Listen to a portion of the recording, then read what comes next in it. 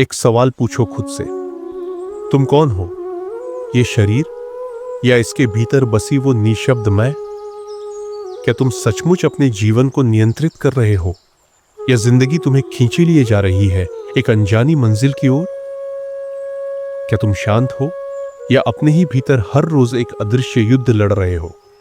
ये सवाल नए नहीं है। 5000 साल पहले कुरुक्षेत्र की युद्ध भूमि में एक योद्धा ने भी ये सवाल खुद से पूछे थे। वो था अर्जुन, और उत्तर दिए थे श्री कृष्ण ने। वही उत्तर आज भी हमारे जीवन के सबसे बड़े प्रश्नों का समाधान है, भगवद गीता। आज हम जानेंगे गीता की 18 अमृत शिक्षाएं, जो केवल धर्म नहीं बल्कि जीवन को बदलने का मार्ग है। अर्जुन ने कर्ण की शंका का सामना किया। वह समझ नहीं पा रहे थे कि क्या सही है, क्या गलत। भगवान श्री कृष्ण ने कहा, यह युद्ध महज एक युद्ध नहीं, यह आत्मा के स्वरूप को पहचानने का युद्ध है। अध्याय 1, श्लोक 28। न ही देहभृता शक्यम त्यक्तुम कर्मण्यशेषतः यस्तु कर्म फलत्यागी स त्यागीत्यभिधीयते। व्याख्या और शिक्षा हर युद्ध जीवन का हिस्सा है, लेकिन क्या आप अपनी आंतरिक शांति को खोकर इसे लड़ सकते हैं? सिर्फ कर्म से नहीं, बल्कि भावना से भी इसका उत्तर ढूंढना चाहिए। उपलब्धि संघर्ष हमें अपने आंतरिक स्वभाव को समझाने का मौका देता है। कृष्ण ने अर्जुन को सांख्य योग की समझ दी, संसार से परे आत्मा का अस्तित्व दिखाया। भगवान श्री कृष्ण ने कहा, संसार केवल एक खेल है, आत्मा कभी नष्ट नहीं होती। अध्याय 2, श्लोक 19। या एनम वेत्ति हंतारम यश्चैनम मन्यते हतम उभौ तो न विजानीतो नायम हंति न हन्यते। व्याख्या और शिक्षा आत्मा के अस्तित्व को समझो, तब वास्तविकता समझ में आएगी। शरीर और मन के बाहर जो आत्मा है, वही असली आप है। उपलब्धि हमारे भीतर जो आत्मा है, वह कभी नष्ट नहीं होती। कृष्ण ने अर्जुन से कहा, कर्म करना एक महान कर्तव्य है, परंतु उसका फल छोड़ देना ही सच्ची भक्ति है। भगवान श्री कृष्ण ने कहा, अपने कर्म को बिना फल की आशा के करो। अध्याय 3, श्लोक 19। तस्माद्यस्य महाबाहु निगृहीतानि सर्वशः आत्मनम रतिमन चारेण स्वयं कर्म संपन्नम। व्याख्या और शिक्षा कर्मों में ही साधना है, लेकिन उसका फल न चाहने की भावनात्मक स्वतंत्रता में शांति मिलती है। उपलब्धि कर्म करो, लेकिन मन से उसके फल की चिंता न करो। कृष्ण ने अर्जुन से कहा, ज्ञान और कर्म का संगम ही सच्चा मार्ग है। भगवान श्री कृष्ण ने कहा, ज्ञान से कर्म को संजीवनी शक्ति मिलती है, और कर्म से ज्ञान को वास्तविक रूप मिलता है। अध्याय 4, श्लोक, अर्थात कर्मणा चास्य नियम। व्याख्या और शिक्षा ज्ञान और कर्म एक दूसरे के पूरक है। केवल एक से जीवन की उन्नति संभव नहीं है। उपलब्धि सच्चे ज्ञान और कर्म से आत्मा को शांति मिलती है। कृष्ण ने अर्जुन को बताया, कर्म को त्यागने का अर्थ कर्म से विमुक्त होना नहीं है। सच्चा त्याग है कर्म के प्रति आसक्ति का त्याग। भगवान श्री कृष्ण ने कहा, सच्चा त्याग है कर्म का फल नहीं चाहता, वह आत्मा की स्वतंत्रता को जानता है। अध्याय 5, श्लोक 7। न ही देहभृता शक्यम त्यक्तुम कर्मण्यशेषतः यस्तु कर्म फल त्यागी स त्यागीत्यभिधीयते। व्याख्या और शिक्षा कर्म से बचने का मतलब कर्म से भागना नहीं, बल्कि कर्म का परिणाम नहीं चाहना है। उपलब्धि कर्म में आसक्ति को छोड़ो, तभी कर्म से मुक्ति पाओगे। श्री कृष्ण ने अर्जुन से कहा, ध्यान ही वह सेतु है जो आत्मा को परमात्मा से जोड़ता है। जो सच्चे मन से साधना करता है, वही असली योगी है। अध्याय 6, श्लोक 6। बंधुरात्मात्मनस्तस्य येनात्मैवात्मना जिता अनात्मनस्तु शत्रुत्वे वर्तितात्मैव शत्रुवत्। अर्थ, जिसने अपने मन को जीत लिया है, उसका मन उसका सबसे अच्छा मित्र बन जाता है, और जिसने मन पर नियंत्रण नहीं किया, उसके लिए वही मन सबसे बड़ा शत्रु बन जाता है। प्रेरणा, ध्यान केवल बैठकर आंखें बंद करना नहीं, यह है मन को स्वयं का साथी बनाना। ईश्वर को केवल मानने से नहीं, जानने से समझा जा सकता है। ज्ञान और विज्ञान दोनों मिलकर बनाते हैं पूर्ण समझ। अध्याय 7, श्लोक 7। मत्तः परतरम नान्यत् किंचिदस्ति धनंजय मयि सर्वमिदं प्रोतम सूत्रे मणिगणा इव।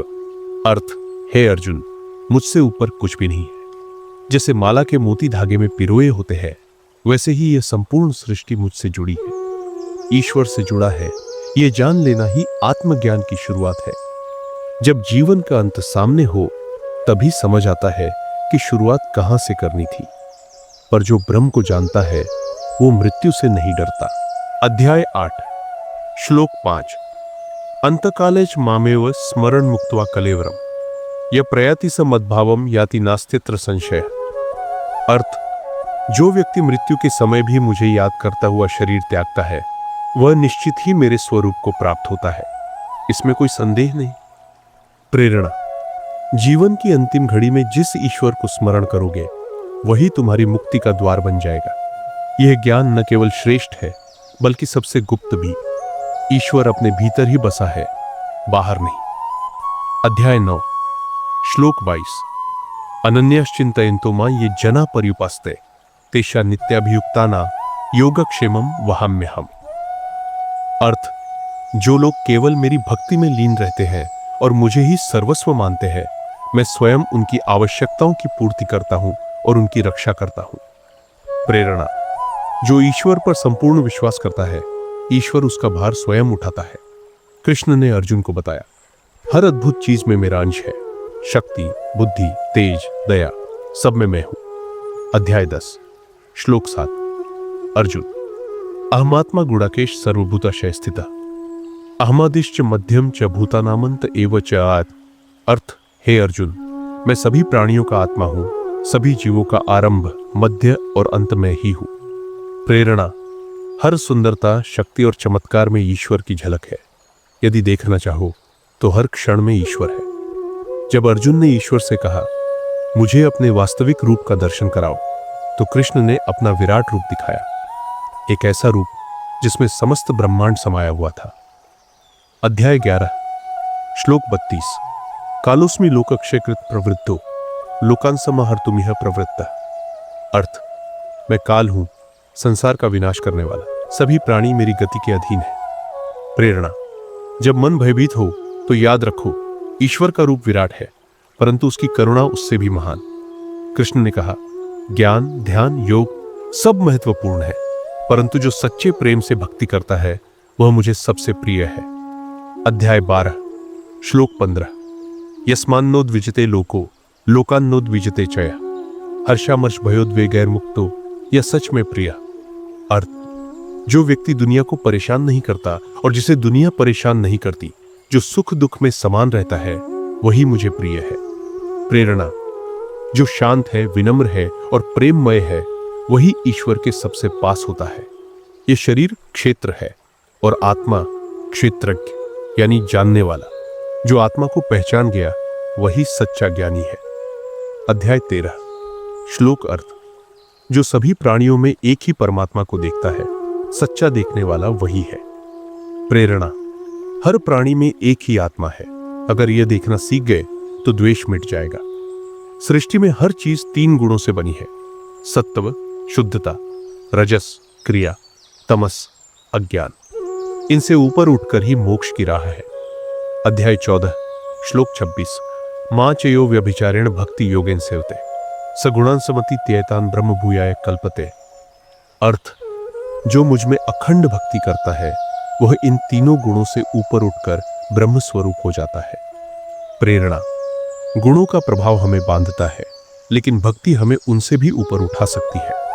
यह संसार एक उल्टा वृक्ष है जिसकी जड़ें ऊपर है, उसके मूल में है ईश्वर। जो इसकी जड़ों को जान गया वह संसार के मोह से मुक्त हो जाता है। अध्याय 15 श्लोक 7 ममैवांशो जीवलोके जीवभूतः सनातनः मनः षष्ठानि इंद्रियाणि प्रकृतिस्थानि कर्षति आज्ञाकर। अर्थ, सभी जीवात्माएं मेरी ही अंश है जो मन और इंद्रियों के द्वारा प्रकृति से जुड़े हुए हैं। शरीर नहीं, तुम परमात्मा का अंश हो। कुछ गुण हमें ईश्वर के निकट ले जाते हैं जैसे दया, सत्य, संयम, और कुछ गुण हमें विनाश की ओर जैसे क्रोध, अहंकार, लोभ। अध्याय 16 श्लोक 21 त्रिविधम नरकस्येदम द्वारम नाशन्मात्मनः कामः क्रोधस्तथा लोभस्तस्मादेतत्त्रयम् त्यजेत्। अर्थ, काम, क्रोध और लोभ ये 3 नरक के द्वार हैं, इन्हें त्याग देना चाहिए। प्रेरणा, जो इन तीनों को जीतता है वही सच्चा विजेता है। हर व्यक्ति की श्रद्धा अलग होती है। सत्व गुण की श्रद्धा उसे ऊंचाई पर ले जाती है, जबकि तमस गुण की श्रद्धा उसे अंधकार में। मुख्य श्लोक, अध्याय 17, श्लोक 3। सत्वानुरूपा सर्वस्य श्रद्धा भवति भारत, श्रद्धामयोयम पुरुषो यो यच्छ्रद्धा स एव स। अर्थ, हर व्यक्ति की श्रद्धा उसके स्वभाव के अनुसार होती है। जैसी श्रद्धा होती है वैसा ही वह बन जाता है। प्रेरणा, जैसे विश्वास करोगे वैसे ही जीवन बनेगा। यह अंतिम उपदेश है, कर्म करो लेकिन फल की आशा मत रखो। जो निष्काम भाव से कार्य करता है वही मोक्ष के योग्य है। अध्याय 18, श्लोक 66। सर्वधर्मान् परित्यज्य मामेकं शरणं व्रज, अहम त्वां सर्व पापेभ्यो मोक्षयिष्यामि मा शुचा। अर्थ, सब धर्मों को छोड़कर मेरी शरण में आ जा, मैं तुझे समस्त पापों से मुक्त कर दूंगा, डर मत। प्रेरणा, अंत में केवल एक ही शरण है, ईश्वर की। वही आश्रय है, वही मुक्ति है। भगवद गीता की ये शिक्षाएं सिर्फ ग्रंथों तक सीमित नहीं है। ये हमारे हर दिन के जीवन में, हमारे निर्णयों में, हमारे रिश्तों में गहराई से जुड़ी हुई है। और अगर तुम भी ऐसा कोई स्थान खोज रहे हो जहां जीवन के सवालों का जवाब मिले, जहां आत्मा से जुड़ने की राह दिखाई दे, जहां हर एक कहानी तुम्हारे दिल को छू जाए, तो ये चैनल आरके तुम्हारे लिए है। यहां हर कहानी, हर सीख तुम्हारे जीवन को रोशन करने के लिए बनाई गई है। इसलिए याद रखना, आरके सिर्फ एक यूट्यूब चैनल नहीं, ये एक यात्रा है जहां गीता फिर से जीवित होती है। हरे कृष्ण।